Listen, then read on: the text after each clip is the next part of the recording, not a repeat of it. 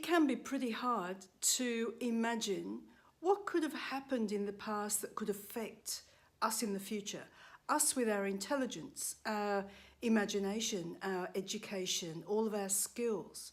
What could possibly affect us so much that it actually forms a pattern in our lives that can actually stop us being the people we need to be? Well, I'd like you just to imagine this. Imagine that way back 3 generations ago, there was a great-grandfather who came back from a war, a really bad war.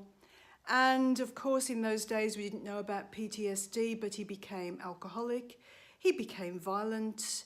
He terrorized the family. His children grew up feeling pretty terrorized, traumatized, having anxiety, low self-esteem. And then their children too felt the distress of their parent and also carried anxiety and also found it really, really hard to achieve their potential.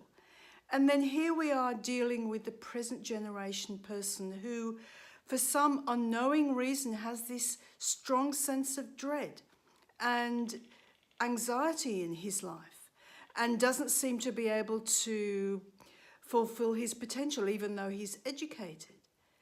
Now, doesn't it make sense that when you look at that in a constellation and that person sees what happened to the grandfather and his children and then his parents and then himself, how it's so easy then to have compassion for the whole thing. Give back what he needs to give back that actually doesn't belong to him directly. And come away from that situation feeling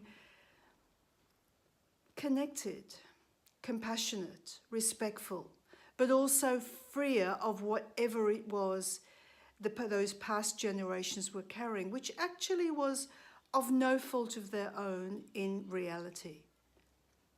So here we get a snapshot of one particular dynamic, and there are hundreds of dynamics that can affect us in the present. So family constellations is an ideal, brief way of us being able to do that here in the present, to give us freedom.